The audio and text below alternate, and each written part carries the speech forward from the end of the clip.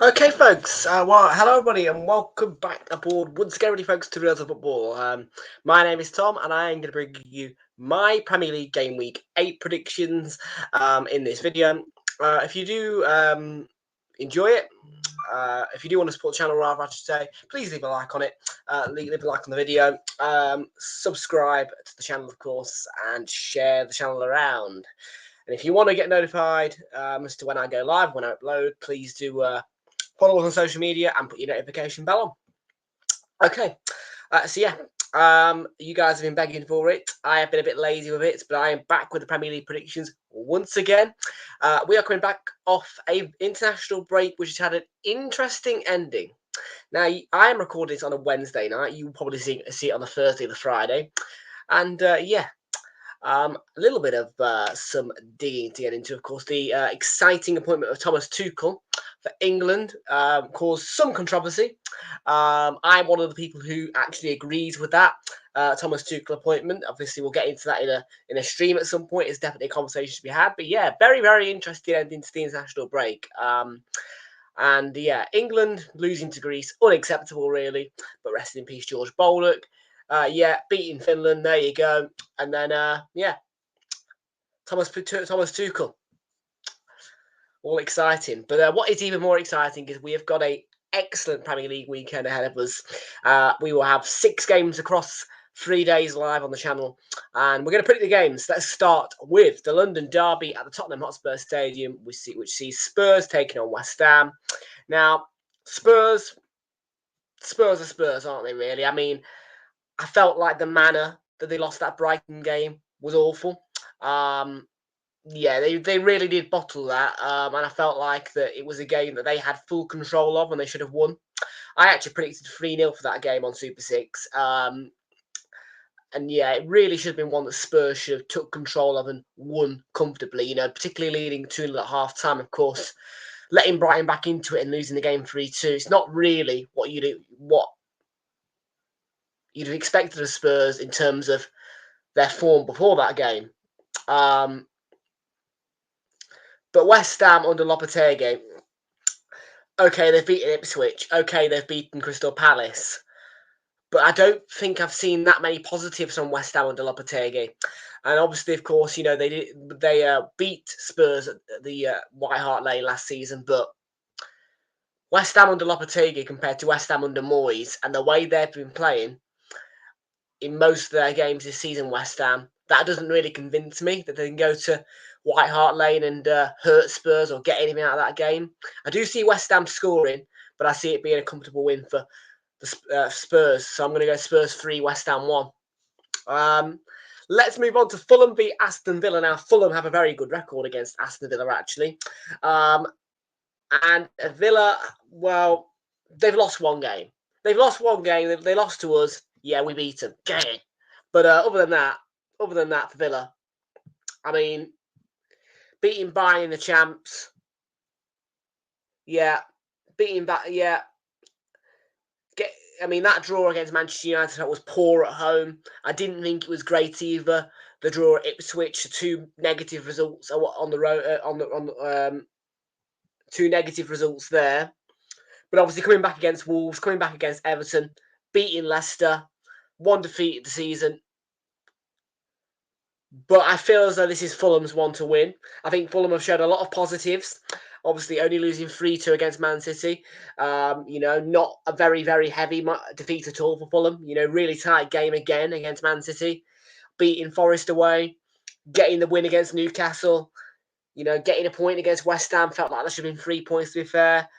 Probably could have nicked it against Ipswich, but Ipswich did well to take a point off them. And you look at the previous results. And obviously last season, Villa did the double over Fulham. But as I say, Fulham, yeah, good record against Villa.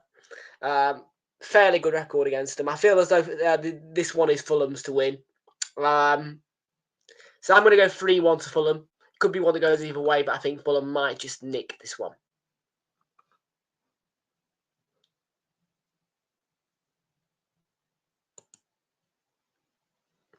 Let's move on to Ipswich, who face Everton. Now, the Tractor Boys suffered their first defeat against the club that was outside the Big Six. Of course, that was a 4-1 defeat to West Ham. Quite a disappointing one as well, actually, for Ipswich. Obviously, they were coming off the back of 4 draws, 1-1 against Fulham, 0-0 against Brighton, obviously getting that big point against Southampton as well, getting the point at home to Villa. And that really was kind of like a bit of a blip. Well, they took the lead early on, Ipswich, but West Ham, it was their day. I didn't expect that kind of result going against Ipswich, but it did happen. It was a heavy defeat for Ipswich, and I think they'll bounce back off it. And Everton are slowly bouncing back after their horrible start to the season, of course, getting 5 points out of a possible 9 in the last 3 games is positive. Getting the point against Leicester, yeah. I didn't expect them to be Crystal Palace, but Crystal Palace, yeah, they did that. Very surprised as well that Newcastle didn't beat Everton, but Everton held out for a 0-0 draw. So Everton are starting to improve. But when I look at them against Ipswich, I think Ipswich, particularly at home, play really, really well. And I see this being one where Ipswich could nick it. Because I think at the moment, if I'm looking at, who's better in terms of the quality, who's better, I think Ipswich definitely are better. Ipswich have got the healthier league position. Ipswich have got probably the healthier goal difference. Yeah, so Ipswich, well, actually, they are 1 point behind Everton. And they have not got a healthier goal difference. But Ipswich definitely have shipped less goals and have definitely had more positive results going their way. I view this one as an opportunity for Ipswich to get the win. So I am going to back Ipswich to win. I'm going to go 2-1, but it could go either way. Another one of those could go either way. Any game can go either way, but yeah, I think Ipswich will nick it, but it could go either way. United up against Brentford. Yeah, United, not a great start to the season. Calls for Ten Hag to be sacked. Probably are looking for a new manager, Ineos. Brentford, very good at starting early. Got that really good win against Wolves. It was a quite thriller game, actually, 5-3. Yeah, I think United on paper should beat Brentford. But I feel as though both teams are kind of at the same level. Because Brentford, yes, they're taking lead very early on, but they are not, they've only produced 1 win out of taking the lead early on. They've had a few defeats from taking the lead early on, a few draws from taking the lead early on. And that's a bit negative from the Brentford point of view. But United, yeah, losing 3-0 at home to Spurs, losing 3-0 at home to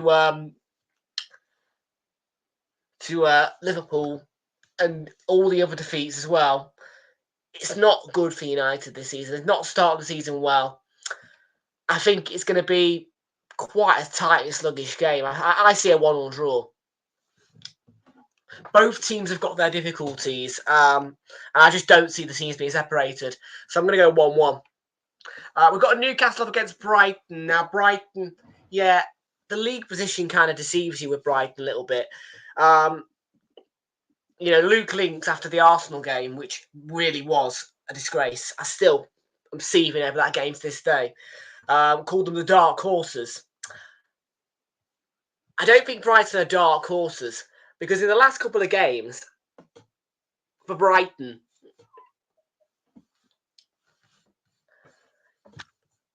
the performances have not really convinced, in my opinion. Because you look down at the results. I mean, they let 4 in the first half against Chelsea. I know they scored 2, but how are you letting Cole Palmer score 4 past you in the first half of the game? Explain that one to me.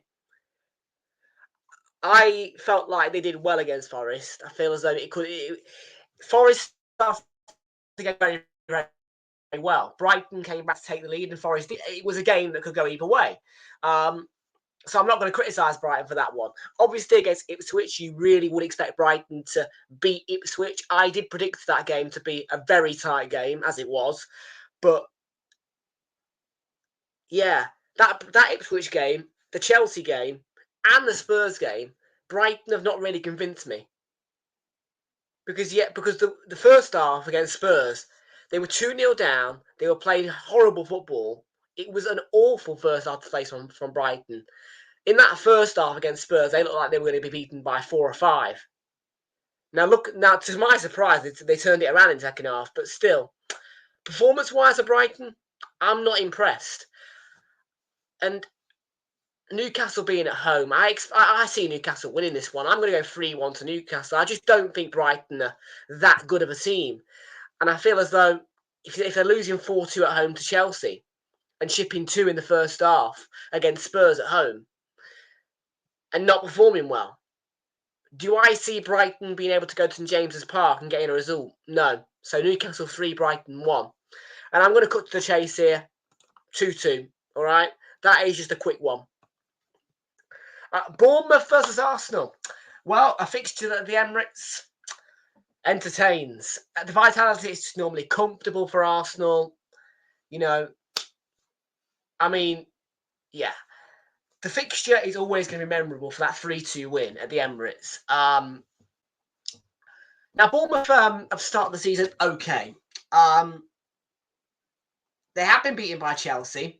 They were beaten by Liverpool. In fact, yeah, let's just look on board. Let's just take a little deep delve into Bournemouth because they have started to drop away a little bit, Bournemouth. They've had a good start to the season, but they have started to drop away.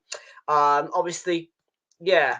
I'm not impressed by the fact they lost to newly promoted Leicester away from home, to be honest with you. I feel as though Bournemouth should get at least a draw out of that game. Losing to Liverpool at home is understandable, but I was expecting Bournemouth to maybe do a little bit more based on the fact that Nottingham Forest, who probably weren't as good as Bournemouth last season, went and beat them 1-0. But I do expect Bournemouth to be beaten by Liverpool. Very lucky against Everton, but a great comeback. Yeah, unlucky against Chelsea, but it is still a defeat.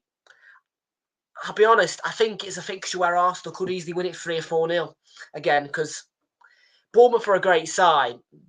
But for me, at that Vitality Stadium, we are known for scoring a lot of goals. So I'm going to go 3-0 to Arsenal. A clean sheet and a win. I don't think Bournemouth are as good as they seem. And that might seem like a very harsh prediction against Bournemouth from me. But I just see it as, well, Bournemouth have lost to Leicester, lost Liverpool, lost it late against Chelsea. I mean, really, Bournemouth should get a draw at least against Chelsea, the bare minimum. So, yeah, for me, it is going to be a 3-0 win for Arsenal, I'm going to predict. As I say, I just don't think Bournemouth have got that much quality to cause us any harm. So 3-0 to Arsenal is what I'm going to go in there. Wolves, Man City. Wolves, yeah, Wolves. Yeah, a catastrophe, really, Wolves. I mean, they've got, I think it's 1 point, isn't it? I mean, I think they are rock bottom, Wolves. It is. They've got 1 point. The level on points with Southampton. They've got the worst goal difference in the league. And that point was at the City ground. Now, they have shown us a good performance. Don't just view Wolves on that, because I have seen some good performances on Wolves. Obviously, the scoring 3 against Brentford, that's great, but they lost 5-3.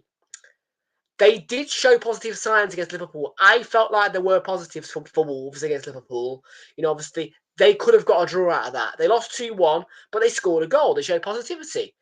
At Villa, they took the lead and went 1-0 up. And for a large period of the game, they led that game. They could have beaten Villa away from home.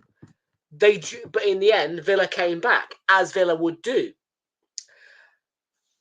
The draw against Forest, it was definitely one where Forest could have won it. I felt like Forest were the better team all the way through.